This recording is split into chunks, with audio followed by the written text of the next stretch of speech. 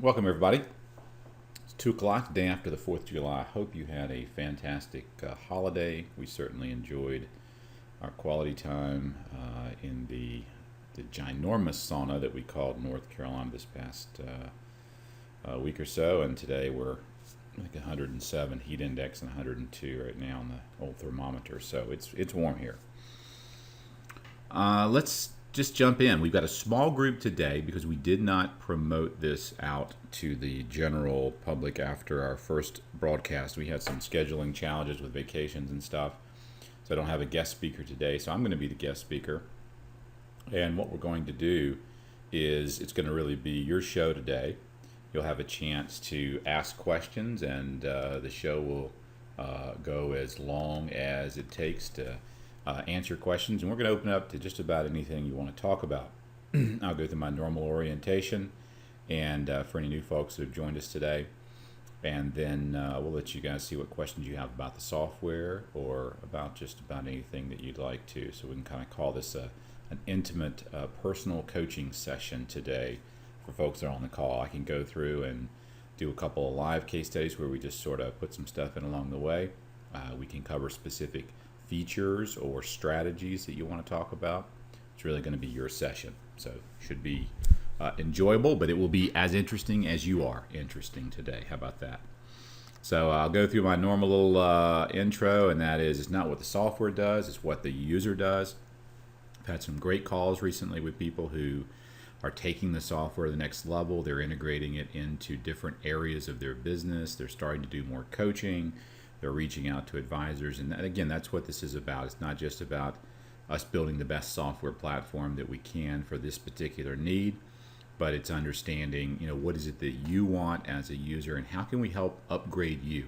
I think every time we upgrade the software, I imagine that we're upgrading our users at the same time. We're patching in new features and new things that will help to make you guys more effective in what it is that you're doing, and maybe in ways that you haven't even realized yet. Our general story, that whether we're talking to an individual loan officer or a large corporation, is that whatever the case, for you to be at this place today, you've invested a lot of money and continue to invest a lot in licensing, CE, company marking, tools, system training. All that is to capitalize on a lead. Yet the majority of our time, energy, and efforts tends to be focused on what happens after the lead hits the door, that 1003, the process, the closing. What we're really focusing on is this critical area here around first impression. If you haven't seen all the videos, there are some phenomenal insights in the videos around ways to position yourself, different ways that people are differentiating themselves, literally making their competition irrelevant. So you'll want to take a chance to go through those videos. This is our 12th now, I believe, in the series. So there's some really great content there. But what happens right here to me is one of the most critical things that will impact your income over time. We found and continue to find that people who create a system and a process that they can follow, and we always say, look, if you've got a better system than ours, go for it. But if you like our system and it's an upgrade, or it's something you can bolt onto what you're doing today, do that. I find a lot of loan officers answer a lot of questions that aren't being asked, and would often miss the key questions that clients really have. Do I have the cash? Can I afford this? And I've everything from a conversation with a friend who's just about refinancing. I get these calls. I've been in the business for 20 years. Friends buying a house, refinancing. What do? I'll call Todd. He wrote a book. He can answer this question. And invariably, the question they start with is one of these three questions. It's either about down payment. Should I put down 40%, or should I just put down 20 and not have MI, or should I put down 5% and invest the difference? I mean, that's still a question about cash and the use of cash. But a question like that, should I put down 40%, is not a question of do I have the cash, okay, or do I have the cash flow? It's what's the best impact to my wealth impact over time. Because they know if they put down 40%, they're going to have a smaller payment. Okay, that gives them more cash flow. But they end up just investing that money. If that's their goal, is to invest money, they end up repaying themselves from the larger down payment they just made with the freed up cash flow. And one of my favorite questions I used to ask clients, they'd say, look, I've got buying a $200,000 house and I have $100,000 to put down. And I'm trying to decide how much to put down. I'm like, well, tell me, if you didn't put $100,000 down, what would you do with the money? And often the client would say, I'd save it. So I would ask, is savings then the most important thing to you right now? And if they said yes, we're trying to save as much as we can. That's why we want to buy this house and build our wealth there and et cetera. I said, okay, so if you put down, and maybe we can do this as a case today, if you put down $100,000, okay, that's coming from your savings. You have to replace that. So if you look at the improved cash flow, your cash flow is going to be, say, half, or it'll cost you half as much to own the house. So if your payment was going to be $1,000, it's going to be $500 if you bought a $200,000 house and only borrowed $100. But that means that you've got to replace the $100,000 in savings over there in your savings account with that extra cash flow. So I found that, again, people are always asking some variation of these three questions. Do I have the cash right now? If I have the cash, do I have the cash flow? Well, I can afford either payment. I could afford to put $100,000 down, or I could afford to put $10,000 down, but I'm going to have a higher payment. I could afford either payment. Then you're dropping down to that purple question there, and that is, what's the real impact over time to these different decisions? So maybe that's a case study, since that one was fresh. I had a friend in Atlanta who was buying a house, and a much larger house than that, but that was the big question. Do I put down a huge down payment and have a really low payment? Or do I put down a really small payment and keep that money invested? And you can see the circular logic there. If you put a lot of money down and you've got a lot of freed up cash flow, you're just putting the money from the cash flow you freed up back into your investment. So would you rather keep it as an investment now? Or would you rather put it into the house and then try to repay yourself into that investment over time? Still, I can explain that to you, but I can't give you the math. That's why we say this is about mindset and skill set. The tool itself is really great at the math component, but what you're hopefully starting to realize is how to answer these questions and position yourself. How do you take a tool that's fast, easy, and accurate, but that also delivers clarity and confidence? Because that's not just about the tool, it's how you interpret the information. And one of the things I've learned in doing the interview series and talking to some of the top users across the US, it's really fascinating to me how many different ways people have decided to use this tool. I've got people that never give out a PowerPoint, never give out a PDF. They only do it with the client in their office, and they leave them with nothing because they want them to see everything in their office and see it and go, wow, this is great, but they don't want them walking out the door with all that valuable information that they spent so much time learning how to prepare, because they're afraid that they'll go somewhere else and try to shop them, take the information and get a better rate. Or they simply aren't afraid of that. It's just, I'm not going to give away my work product until the loan is closed. And then come back in if you have a question, or we'll share a screen. But again, it's fascinating how many different ways you can use this to help clients basically ultimately end up and taking that quick action. Now, most of our weekly updates that I've been talking about are still in beta. We've got some pretty big ones we're working on. The dynamic HTML reports and the video integration, if all continues to go well, we hope to have a working version of that next week. Maybe the end of next week. We may roll it out as a live version. We may roll it out in sort of a beta for people that want to play with it first. But we are still working on that, working on the enhanced HTML reporting, the commercial module, and then our much larger project, part of the MSS integration strategy, will be the database hot syncing, which again we're looking to have that all available in September around Labor Day. Our special guest today is me, so I'll do what I would normally do. Some of you guys may not know about my background, but I started out as a financial advisor. So I was a financial advisor, came right out of college in 1988, got my securities license, my insurance license, got my real estate license, and strangely enough, after getting an insurance, a securities, and a real estate license in 1988 and starting a financial planning practice at that time, I ended up by 1993 in the mortgage business. And that's the year I got my mortgage license. And that happened because as a financial advisor, I was working with clients on saving and building for their future wealth. And what I realized as I sat down and met with people, as I like to say in the book, is they were heating and cooling the house with their windows wide open. they were focused so much on saving for the future and their assets and trying to get a little bit higher return on the investments that they had, that trying to get an extra 1 or 2% return on their 401k would have a very small impact on their wealth compared to refinancing and saving 1 or 2 percentage points on several hundred thousand in debt, or making simple mistakes like prepaying a mortgage and not paying off credit cards and other debts. I just saw again and again what I thought were almost impossible mistakes, the kinds of things that to me and you maybe are so obvious that you simply wouldn't imagine that people would make them, but yet when you sit down client after client after client and you see them doing these things, paying off 5 or 6% mortgages and keeping 12, 14% credit card debt open and revolving and those types of things, it's just astonishing. So we started focusing on the liability side of the balance sheet to create wealth. When we did that, that was in 1990, we started realizing that by doing that, we completely differentiated ourselves in the marketplace. When people came and sat down with us to talk about their finances, we focused on their liabilities first and then their assets. We interviewed them, we collected information, we asked them about what it was that they were trying to accomplish and what they were trying to accomplish long term. And we were basically taking them through a process that was really unusual. Most advisors focus on assets. How much you got, where you're investing it, we can invest it here and make you more. And here we were sitting down, saying the first conversation that we started talking about with the client was, let's focus on your liabilities first, and then we'll see what happens with the assets. Where do we end up with the assets over time?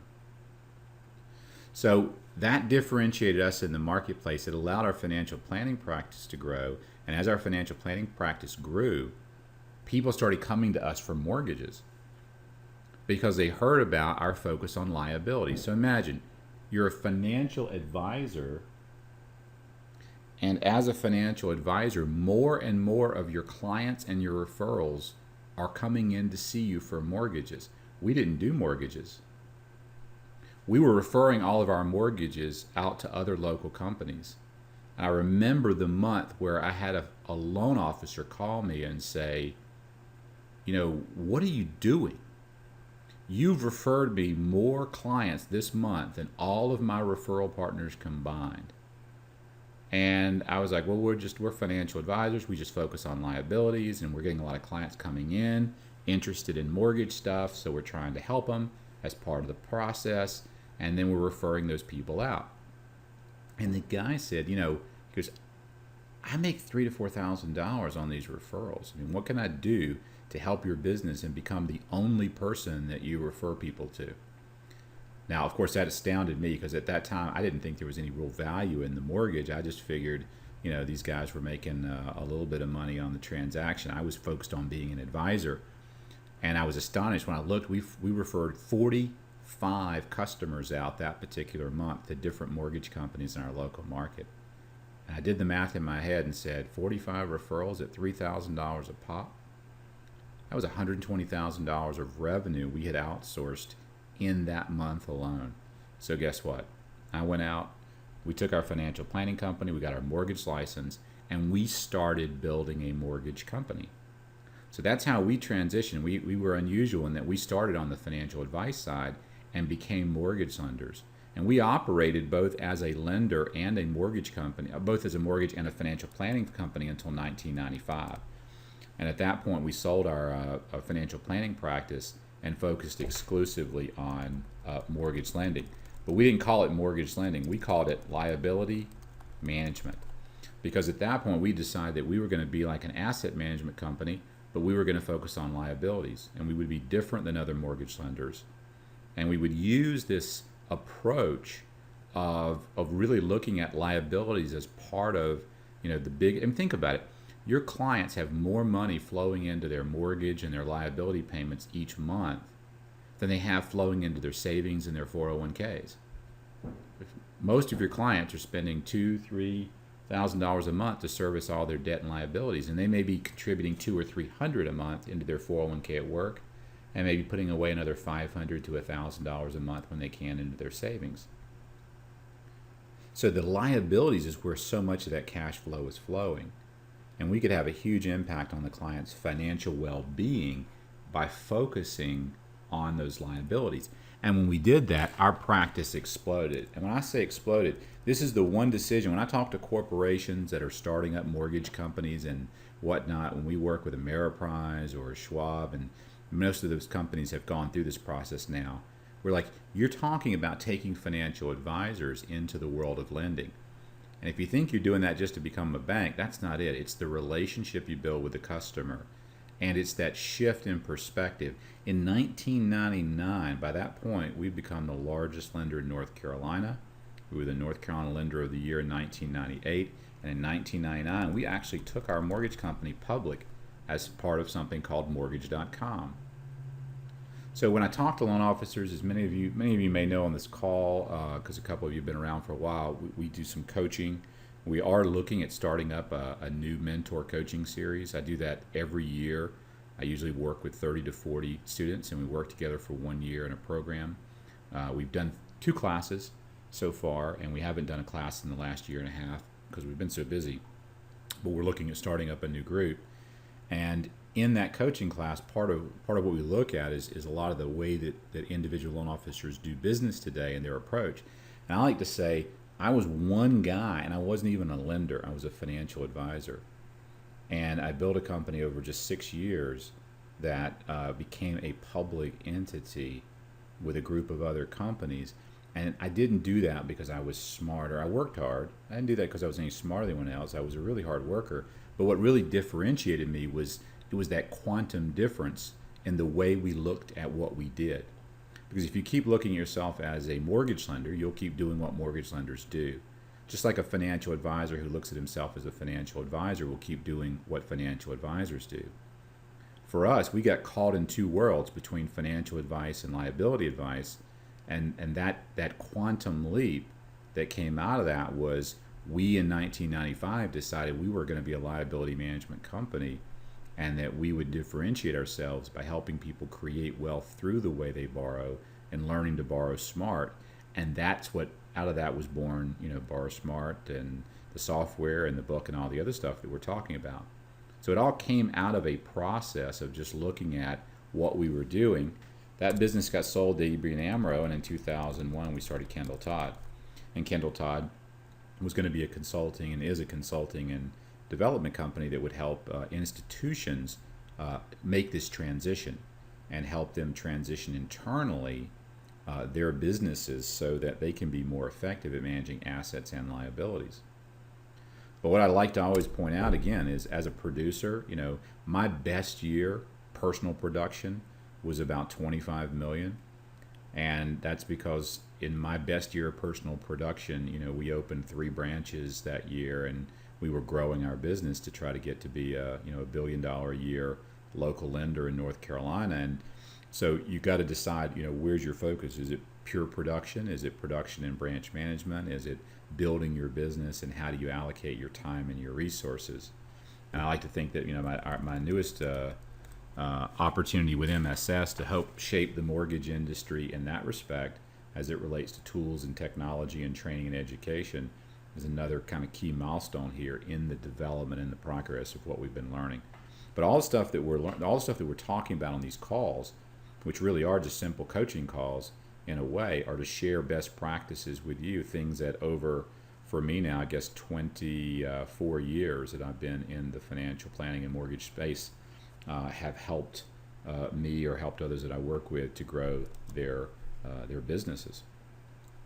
So that said, that's just a little of my background. I've done a little bit of everything from personal production to obviously branch management, building a company, hiring loan officers, working with financial institutions, working in secondary side. There was a lot of stuff here between 2001 and 2012 that we did with a number of different financial service companies that we still have relationships with today. But my focus and my orientation throughout all this has always been looking at this industry a little bit differently and thinking about how we can have the biggest impact to the client over time. Now, as it relates to case studies, I mentioned one that I can go in there and start with, but I want to go ahead and, before I jump into case studies and maybe share with you how I would talk about putting down a large down payment or a small down payment for the client. Let me see what questions you have. Just chat them into the public box there, and I'll try to address them either verbally, or if there's something I can show you on screen, I'll do that as well. I see Jack Heinzman said, I found in getting started with financial planners, they are expecting leads back from me, and I really don't seem to do that well. Your thoughts? All right, so referrals are a currency, right? And so when someone looks to exchange and build a relationship with you, and they don't really know what you do, all right, they're thinking, I give this guy a referral, he makes money off of me, how do I make money off of him? He needs to refer me somebody back. If he refers me somebody back, then I make some money off that client, and we now have a partnership. We now have a fair, equitable exchange. All right.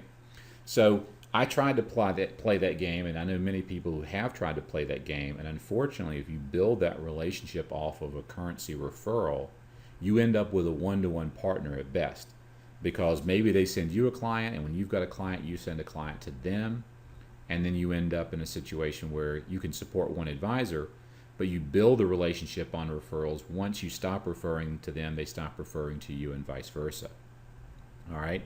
So that doesn't work very well on any kind of scale. So you have to decide up front if that's the kind of business you want. I mean, you can go out and maybe support 2 or 3 financial advisors. Most financial advisors don't receive referrals from lenders to begin with. And that's because most lenders don't know how to refer. They don't know how to identify a good customer for an advisor, and that's part of what we talked about last week. If you weren't and didn't hear the call last week where we talked about probably my favorite strategy for rapidly growing your business, it had to do with, let me just go back and show that again, this real critical your management team flyer. So if you're doing a session with every client, I would, if you said I can only do one thing right now to break into the world of referrals through these other partners, financial advisors, etc., it would be the Your Management Team opportunity. And I won't go back through that again because we went through that in such detail, but every time you do this, you're getting an opportunity to refer clients out. Now, that said, what am I saying? I'm saying you don't want to build a relationship based on referrals exclusively, but they're a great door opener. I would use a referral to go in and build a relationship with a new advisor, or use this strategy, which we explained in good detail last week, because it creates a ton of new ways for you to reach out and contact these different people. Now, that said, when you go out and see a financial advisor, if a financial advisor said, hey, I'd like to work with you, but I want you to refer me your clients, then what I would typically do to respond to that is, I'd be happy to refer clients to you if they meet your particular criteria and they're looking for an advisor. So let me understand more about your practice, and that's where you need to go through and start asking them questions. How long have you been in the business? Tell me what your ideal client is. I found when I ask advisors what's your ideal client look like, a lot of them would just stutter. Let me think about that. I mean, they need to be able to articulate. My typical client is married. They have children. They're serious about their money. This is one of Don Blanton's. They're serious about the money. They need a criteria. They have at least $100,000 in investable assets today, or they have at least $1 million in investable assets. You need to know what that criteria looks like, because without that, you can't refer. And the problem with referring to advisors, I started referring clients to advisors when I started doing consumer workshops. I suddenly had 10, 20, 30 people in a month that would come to a workshop I was teaching, and I needed to refer them to an advisor. And I would refer them out to advisors, and I'd have a client, I'd follow back up, and they'd say, well, I got to tell you, I wasn't too happy with Bill because, he didn't seem really interested. We didn't have a lot of money to invest. He said at our meeting that his minimum client investment was 100,000 and we only had 35,000. So they end up leaving dejected and disappointed. And that's why a lot of people don't call on advisors. Remember, less than a third of the U.S. population has any access to financial advice. That's not just professional advice. That's any access to financial advice, meaning someone in their family, a friend, someone they feel like they can turn to for guidance about money. So if you think about that, most people are completely underserved in that particular arena. So what I had to do is I realized I couldn't simply send referrals to advisors. I had to know which advisors got which clients. And if I did that, guess what? The advisor was really happy and the client was really happy because they were getting people that were suited to them. You'd think it's silly, but you get a client that comes in. I had a client who had won a lawsuit against Cracker Barrel. She had been bitten by a spider in one of their bathrooms. It was a pretty serious. It was a poisonous spider, and she was sick, and it happened in a bathroom at a Cracker Barrel. And she had like $3.5 million, and she was getting an annual payment through an annuity. So you would think every advisor would want that, but the first advisor I sent that client to, the advisor didn't know what to do. It was larger than any client he'd ever talked to. He didn't have any estate planning capabilities. Again, I mismatched the referral. And it took me time to find an estate planner who had that kind of experience that was in my network that I could refer that to, but the client was happy and that advisor was very happy. And I ended up being happy because he definitely took care of me in some other ways later on when he landed that client. He became a sponsor and started paying for me to do consumer workshops on housing for him. So that's a nice soft dollar way for me to share in his success because he made quite a bit of money on that case and he wanted to take care of me and do something that was a win-win for both of us. All he asked after that was if I identify someone like this in one of my workshops that I refer him to him, but he paid for the rooms, the food, and everything else for over a year of workshops as a thank you for that referral. So this is a long answer, but it's critical that as you think about this, and this system that I shared with you was a way that I came up with to start building a list of top flight referral partners. But when I went to meet with that financial advisor who was a 10 or a 9 as recommended by his client, and I sat down with him, my question is, tell me a little bit about your business. And if they say to me, hey, I'll refer you some clients, but I want you to refer me some, they're setting up a tit for tat. And guess what? When they say that, I'll send you some clients, but I want you to send me some, they aren't going to send you any clients. They're going to wait for you to send them a client. And if they do, and if you do, they'll start sending you some business. And that you got to break that right away. Tell me what you're looking for. What kind of relationships are you looking for? Tell me what your ideal client looks like in terms of age, experience, assets, etc. Put together for yourself a list of key questions, interview questions that you have so that you look really good to that advisor. And you say to them, if I have someone that meets this criteria, I'd be happy to send them to you. Let me tell you a little bit more about what I do with the people that you refer to me. Because the advisors I work with are making a lot of money because of what I do for their clients on liability management. And see, I transition this back to, you're not going to make money when I refer you somebody. You're going to make money when you refer me somebody. Because when you refer me with somebody, they're going to have freed up cash flow, freed up discretionary cash flow that they can invest.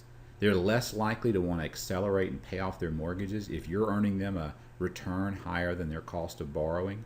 All of these things are things, and that's where you got to be prepared to show them a case study, to show them a plan you've done for a client, show them how you're going to do that for them. If they're impressed with what you do, they will send you their clients, because what advisors want beyond anything else is to protect their current base. The majority of financial advisors tell you they want to grow their business, but when I actually talk to them, and I do some coaching of advisors, they spend about 80% of their time doing client retention and about 20% doing new client business development activities. They're more concerned with losing a client than gaining a new client in many cases because they built their book of business. Remember, the average financial advisor in the U.S. is a white 57-year-old male. That's not an aggressive group of people that's out there doing workshops and seminars looking for new customers. So if you can come in and show them that by working with them, they're going to retain that relationship and that they're going to look good. This is what an advisor wants. They want to look good to their clients. They want to feel like they're adding value. And your job is to remove the fear from that advisor that you're going to do anything but make them look like $1,000,000. When you have a clear, defined process that says, this is what I'm going to do with your clients, this is the interview process I'm going to take them to, this is a work product, the type of material I'm going to create for them, here are some examples of clients I've recently worked with, you'll watch a very different advisor start to show up at that meeting. And if they don't, but you can get them to the point of referring, because you're there to sell them on you to get one referral, then blow their doors off. They won't ask you for referrals again, and if you have them, you send them to them. But you take great care of their client, and that's the only compensation you'll ever need to pay for that advisor. If you do that well and you build your following, which all of you guys are capable of doing, especially if you learn how to use this tool effectively, you'll create for yourself what I call the halo effect, and that is advisors seek you out. And we had advisors that were seeking us out to do business with us. And we got to where we were adding advisors to our support list, people that we would add in and work with and take care of. And we were literally signing up offices, signing up small companies to say, if we bring on your company, you've got 27 advisors in these markets, here's what we're going to do for you. But you build that over time. Just like I said here, I didn't start out as anything but me, just a loan officer, just a financial advisor trying to make his world in the way of financial advice, but I noticed some things that stood out to me about how people engaged their liabilities, the mistakes that they were making. I mean, Dave Ramsey did the same thing, and look, the guy's everywhere. He's got a multi-million-dollar industry. He's on TV and radio, and all he did was approach things a little differently as an advisor and said, in my world as a financial advisor, I think you ought to get out of debt first and then save money. There's nothing right or wrong with that. It's simply that was his approach, and he stuck with it, and look what he's done with it. So grab something that resonates with you, and if it's working with advisors, take time. It takes 10,000 hours, they say, to become a master of anything. So you can't go out and call on a few advisors and expect to figure it out. But we can take our years and years of experience doing that and share that with you as a best practice. I mean, you've got the same tool here that Ameriprise uses. I mean, and they've spent a lot of time researching opportunities out there in the marketplace for a tool. So you can be just as effective as some of these larger financial institutions. So that's a long answer, but let me just close with saying, don't get caught in the trap of referring as a currency. Let them know that you're willing to do that, but differentiate yourself by what you can do for their clients. You don't make money when I refer you somebody. You make money when you refer me somebody. And that's the attitude you have to have going in. Rodney asked, how do you show tax-deferred income or tax-free income on the savings side of the system? How do you show tax-deferred income or tax-free income on the savings side of the system? Well, we're always showing after tax. So if you can click pre-tax or after tax. And if you show after tax, you're showing the tax-free income. So that would be the same for savings growth or whatever. So if you're earning 8% and it's taxable, since we're showing the tax-free as our default, you would put in whatever the tax-free is for that client, or the after-tax for that client. But if they're in a 5% muni bond and they're earning 5% net on that right now because it's not being taxed, you would just use 5% on your thing. So I'm not sure if I totally am understanding your question, but we're always doing things on an after-tax basis because it's the easiest way to normalize. If you're doing something in a 401k, just put in the actual rate of return now. It's tax deferred. You're going to pay taxes on the future, but the current growth and the current analysis up to that point will be accurate for the growth because it's going to be growing at that rate without having to pay taxes on it. Don Chase says, I'm currently on the other end of client's firm on your proposed topic. Need to demo debt Snowball, looked in case studies. If those are the quickest study, I'll review them later. Anything else you'd suggest? So you're on the other end of clients from FRM. I'm not sure what that means. I'm on the other end of the clients from your proposed topic. Need to demo debt snowball. Okay, so they're wanting to pay off, I'm assuming, Don, something as quickly as they possibly can. So let's go over, we'll go over in the software here and we'll play around and see if we can answer some of these different questions. So let me see if I've got a symbol here. We'll just take Joe and Sally homeowner. All right. And let's just look at their case here. Actually, here's one with a bunch of different debts. They've got an auto, they've got a mortgage, they've got a credit card, they've got another auto, and they've got a credit card. So we'll make sure everybody understands the basis here. Goal is to free up $200 per month in cash flow if possible. So there's a need here. We'll say there's a need for $200 a month. That's what they're looking for. Anything beyond that, I'm going to say we could put into a debt snowball to repay their debt more quickly. So this is just sort of what they have today. Let's go to the borrowing tab, because you know Dave Ramsey's made a career on the debt snowball. It's been around forever. He's just popularized it in a really serious way. But let's look at the premise, because we can actually explain the whole debt snowball right here in just the current liabilities. I'm going to shrink up the alternative liabilities for a second, and let's look at just current liabilities. So what can I tell you about this client? They have $280,500 in current borrowing. That's their total loan amount. They have different rates on that, obviously, and this is the pre-tax rate, right? And so this is the weighted pre-tax rate. This is taking each liability and the balance of that liability. Like $210,000 is the biggest liability, so it's weighted at 6.5%. 12% is the highest liability, but you only have $5,000 at that liability. So this is weighting that and saying your overall weighted cost of borrowing on a pre-tax basis is 6.693%. Now some of these are tax deductible. So you can see auto is 7, after tax is 7, because there's no tax impact. All of these pre-tax and after tax are the same except for the mortgage. This client's paying 6.5 on the mortgage, but after tax it's really only 4.42. So that's pretty cool right there. Now my weighted after-tax cost of borrowing is 5.136. We had to create this particular system because we wanted to make sure people understood that when you start accelerating or prepaying debt, you want to pay off the highest after-tax cost first. Because there are cases where the mortgage may be higher than some other debt, but you're missing on the fact that your true cost of borrowing is not 6.5, it's 4.42. Now this is their payment today, $27.84. And for those of you not familiar with debt snowballing, the concept of debt snowballing is simply that you've got a commitment right now to spend $27.84 a month because you have to. It's what you're paying right now to support your current debt. If you can pay that right now and you can afford that, you should be able to afford that going forward. And what that means is as these debts pay off, because we added the payments over here, because you'll notice we're showing the remaining number of payments for each debt. The auto has 68 months. The mortgage has 354. If you ever see a blank spot here, that means that the current payment the client's making will never pay off that debt. Meaning they're paying a minimum payment, but at 12%, they'll never pay off the debt by itself. Auto loan, 69 months. And then credit card is $292. That's how many months they have left to go at that rate.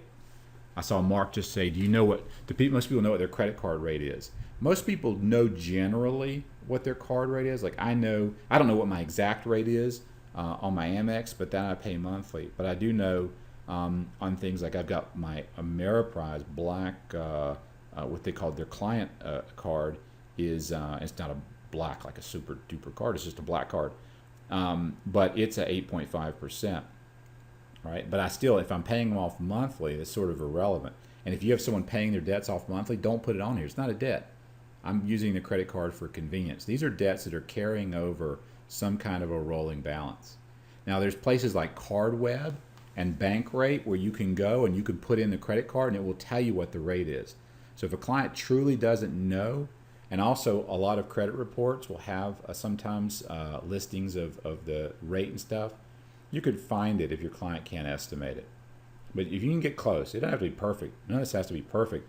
I mean, you're creating a scenario, a conversation with that client. So if they can get close and they know it's about 12% or 11.99, I'm going to put 12 in. If they say, I don't know, it's 12, 13%, then I'll put in 12, you know.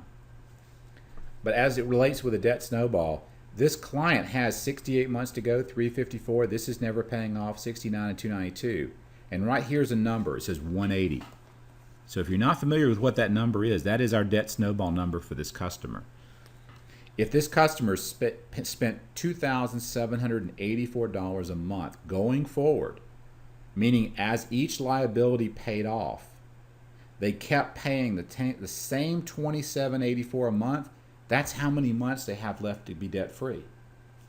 You see, the mortgage has 354 months to go, but you know if you paid extra on it, it would pay off faster. So let's say that in 68 months, this is paid off. That means you've got an extra $375 a month available. What do I do with that money? I could apply it towards these other liabilities, and when I do that, they'll pay off faster. And as they pay off faster, I have more cash flow that's freed up. Eventually, if I'm just willing to keep paying $2,784, no other change, I keep paying that each month, I could pay that amount for 180 months and I'd be debt-free. So we're actually calculating it for you right here because I think it's such a powerful concept and a conversation to have with your clients. So from a debt snowball standpoint, that's how the debt snowball works. And I did it this way because I want to show you, let's assume that your client could not qualify to refinance into any other debts. You can still help them with this platform. You can say, well, there are no closing costs, all right? And if I want to, I can simply say there's no closing costs and the payment's not changing, that's zero, right? And I can look down here and say, here's what's going to happen for you over 15 years. I can still use this if I want to. So in 15 years, your house value is going to be $285 because you get no appreciation. Here's your equity, your net equity in 15 years, okay, et cetera, et cetera. Now, if I leave it like that, I can expand the repay scenarios. And because I didn't show any alternative mortgage liabilities, the software lets me compare on a baseline basis what they're doing today to some alternative. So we did that thinking that there are a lot of people that simply can't qualify to refinance today, but I still want to be able to help them out. So their current liabilities are showing this scenario right here. Here's where they would be. And I'm going to go ahead and take this out just so we can see to 30 years. So when I do that, you can see how they're paying off their liabilities aren't going to be paid off for 40 years. Why 40 years? Because even when they get out to here, remember they had that one credit card that they're upside down on, they're not making a big enough payment. That means it's going to go up. It's going to negatively am over time, if that's possible. So I can come down here and say, let's look at snowballing that debt. And let's do the lowest balance first. That's Dave Ramsey's favorite thing. He believes people get more momentum when they pay off their low balances first. They start to have some success. And this goes through and shows them, here's what they're doing today, and here's what would happen if they snowballed that debt. So in other words, they when up here, when they pay off a debt, they pay off a debt. So that's just, it's just showing what's going to happen if they do things the way a normal person would. They pay off my debt, and I pay it off. In this scenario, every time you pay off a debt, that cash flow gets rolled to the new debt. You'll notice, look what happens. You're debt-free in 14 years, 11 months, based on a continuous payment of $27.84 per month. Now, this isn't apples to oranges. Up here, you're paying $27.84, but that payment's going to go down over time as you pay debts off. Here, debt snowballing, you're paying $27.84 a month going forward. But you're already paying that today, so you've proven that you can do it.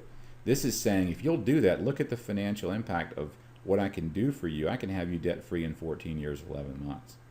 Is this the best thing for the client? It depends. Debt snowballing, remember, if you've read the book or you're familiar with what we're talking about with EPR, when you're debt snowballing, you're still prepaying debt. So you're earning whatever interest you would earn by paying down that debt. If you pay down a credit card debt of 12%, you're earning 12%. But once that credit card's paid off, you're no longer earning 12% on that money, right? Because it's paid off now.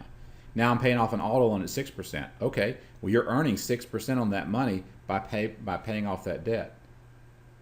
But once you pay off that debt's paid off, you're no longer earning a return. You've just paid off that debt. You've saved yourself that 6.5%.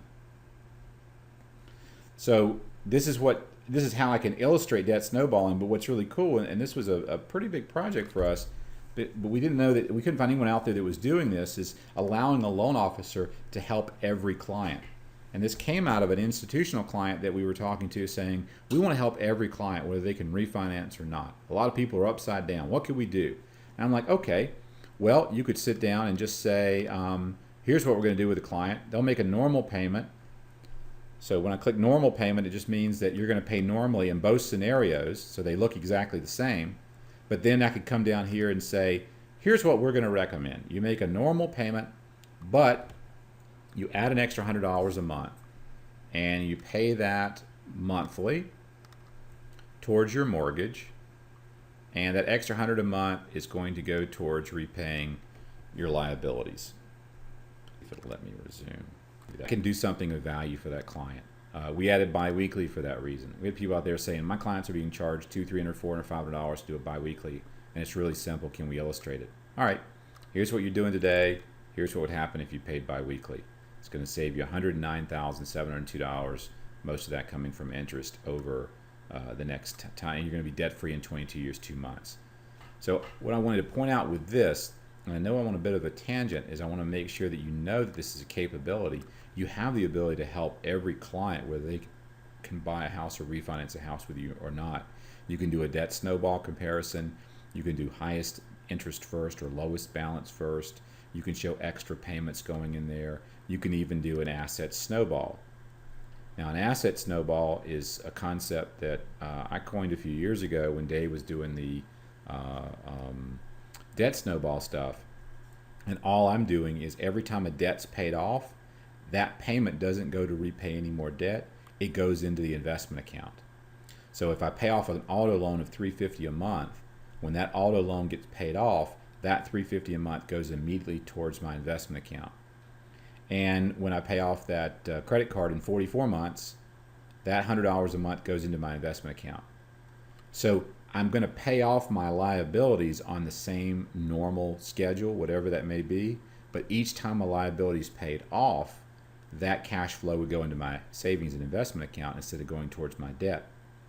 So you'll notice this works really well. If you get 0% return in your after-tax savings rate, this is not going to be as exciting for you. You're better off just repaying the debt. But let's say you got a client that feels like they can earn, or they've historically earned a 6% after-tax savings rate working with an advisor. You'll typically find that the wealth impact can be staggering because of the compounding of time and money. So you can do an asset snowball or a debt snowball. And I've had some of our users who've shown this to financial advisors, and they were just absolutely blown away because they like the concept of debt snowballing, but felt like that their client should instead pay off the debt and start investing as opposed to paying off all the debt. So you'll notice here, we don't accelerate the mortgage at all. We only accelerate the current debts, and as those are paid off, invest that money. The client can be debt-free right here in 14 years, 0 months. That's the point where their savings crosses over their borrowing, which I like to say you're debt-free at the point that your savings exceed your borrowing. You now have a choice as to whether or not you want to actually write the check to become technically debt-free. But you're really, if you got $1 million in the bank and you owe $100,000 for a mortgage, are you in debt? I mean, you're making a choice that you believe is important. And if you can earn 6% and your cost of borrowing is 3%, that makes good sense for you financially. If you're earning 0%, then pay off the debt, because if that millions in a checking account earning 1% and your mortgage is at 4%, write the check. Just pay it off. It's not worth the difference, the hassle. So I know that was a tangent, and I'm not sure if I answered the question, but I'm sure I answered a few along the way. Now, if I go back over here, what we wanted to do is, let's say this client could consolidate some of that debt.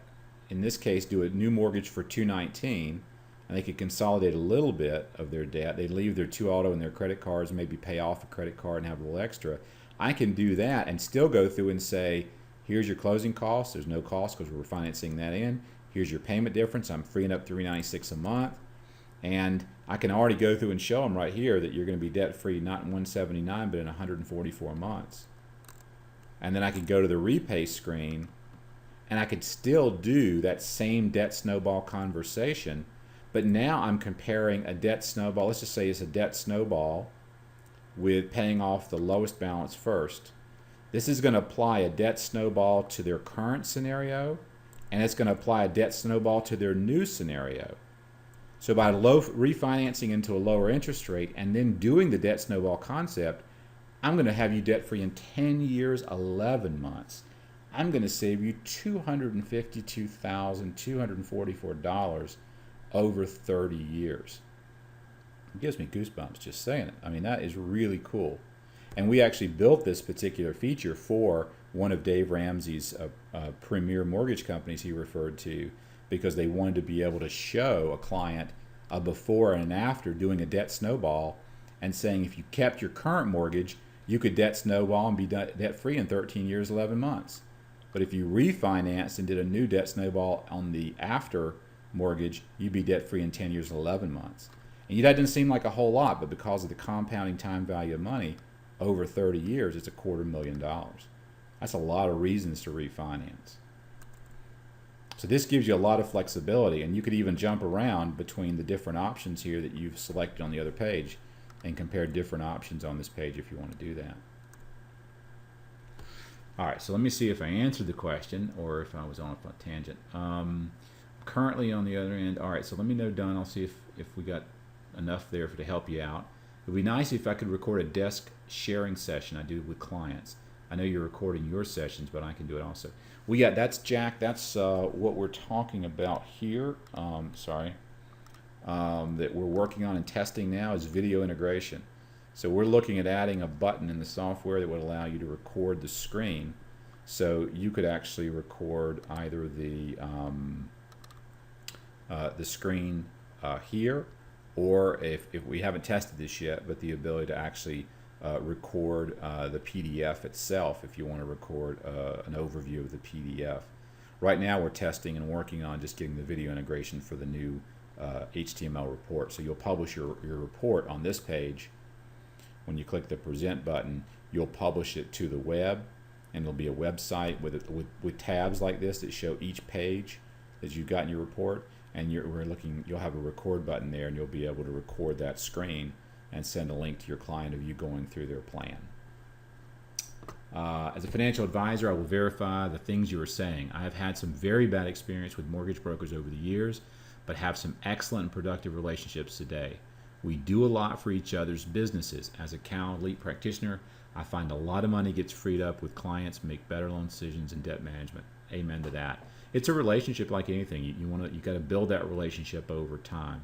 But I find a lot of loan officers are afraid of financial advisors, and a lot of financial advisors are afraid of loan officers. It's kind of funny, but it makes for a great opportunity. Jack, Camtasia is the professional version, and I use that because I do a lot of recordings for training and education. But if you just buy Snagit, this is what Snagit looks like. We've talked about this in some other videos, but Snagit has the ability to capture image or video, and it's only $49. It's a one-time expense, and you can actually record images from the screen or click video. Click that button, you drag your screen, you drag your mouse around it, and you can get a free 30-day trial. So if you go to snagit.com by TechSmith, snagit.com, do a 30-day trial. You can try this and make sure it works for you. But it actually allows you to record the video, and then you can upload it right to YouTube or upload it to a server where you can send a client a secure link that they can watch the video in. But I use Snagit for all of my small videos. Anything that is, say, less than 10 to 15 minutes, I use Snagit, and I use Camtasia for my larger, half-hour plus videos because it gives me more editing capabilities. Let's see. Roger, do you have some good success using Bar? Okay.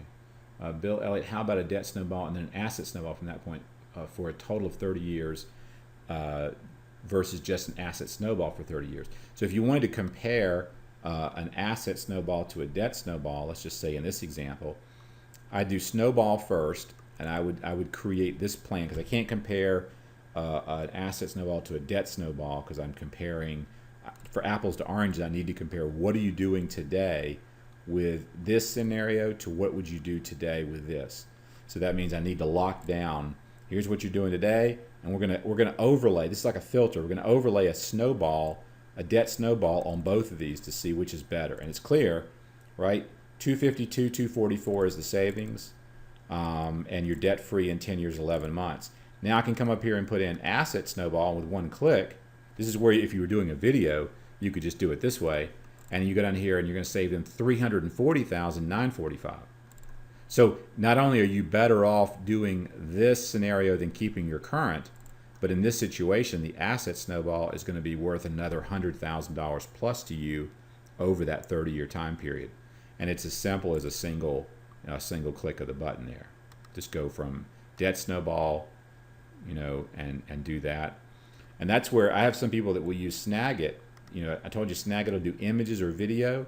What they'll do is they'll click the image button, all right, and they'll go down here and say they'll just click the image. I'm going to snag an image, and I click the button here, and you'll see it gives me my cursors, and they come around the image like this, and they snag it, and then there's that image, right? And I can put that right in my email or put it in a Word document or whatever.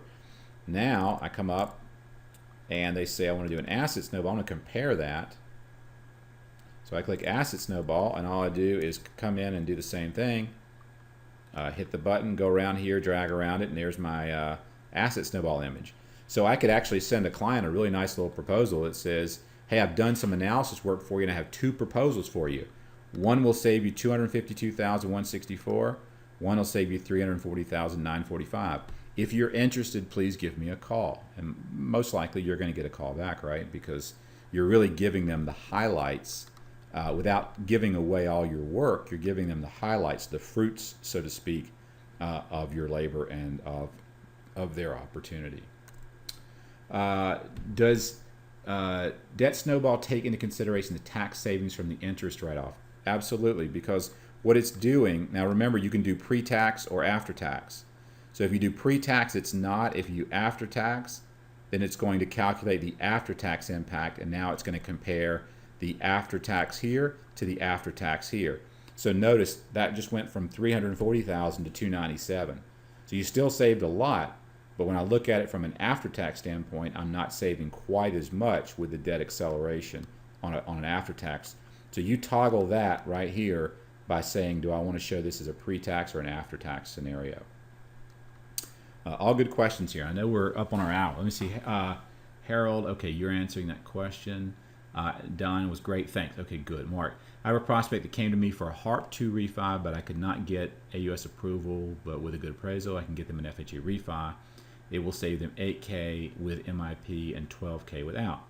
I pitched that to them, and they want to run it by their CPA because now they're concerned that with so much savings, they will be reducing the amount they can write off. They also want to use monthly savings to pay off the debt instead of making extra payments to the mortgage. How does BorrowSmart calculate MIP? Does the MIP drop off at 78%? Will BorrowSmart calculate tax write-off from the MIP? Absolutely. All of that is done for you automatically. So on the borrow screen, okay, we have the FHA stuff is all programmed in. So when you come here, if you select FHA, we automatically, you'll notice that there's some changes here, but we behind the scenes calculate everything based on the FHA guidelines. For one, it's actually a phase out of, I think it's 78%. So you can come in here, I want mortgage insurance to continue for, it's usually 5 years or 78%. But remember, it's 78% of the purchase price for FHA, not 78% of the future value. So we've done all that for you. We actually calculate the MI stopping out at 78% of the purchase price, not of the appraised value, and that's or the equity. I'm sorry, the appraised value. So if you make extra payments and you accelerate the pay down of the mortgage, this will drop off faster because we'll calculate 78% as being reached faster. But if you don't make extra payments and the house goes up in value, it doesn't affect it. MIP is tax deductible if you click this button. Because remember, MIP was only tax deductible through the end of 2011. They did not renew that in 2012. So you might have your prior mortgage that you did that was tax deductible, and if you do a new mortgage, it might not be tax deductible. So you toggle that on or off here. If you click that, we're going to assume that all that MIP and all of the related stuff is deductible for that client. If you don't, we're going to consider that to be not tax deductible. But we are phasing out the costs and the after-tax impact and the phase out of the MIP. That's all done for you. So if you simply just get this part set up right and save it, all that's going to be operating correctly. And if you go and have a CPA try to do the math, which I'll tell you, most CPAs can't do it. They can calculate the tax savings on one thing, but if you actually look at the dynamics that we're talking about, where you've got a declining interest rate balance or extra payments or closing costs or MIP phasing out at 78%, it's too complicated. They don't have a way to do that. That's why we have a lot of advisors who use this, because it gives them a way to do that type of calculation. And you're driving it here by just saying, when you click yes, it's FHA, we know that there's new things happening, and we apply that logic. You take this away, we apply all the tax deductions and everything as if it's a conforming loan.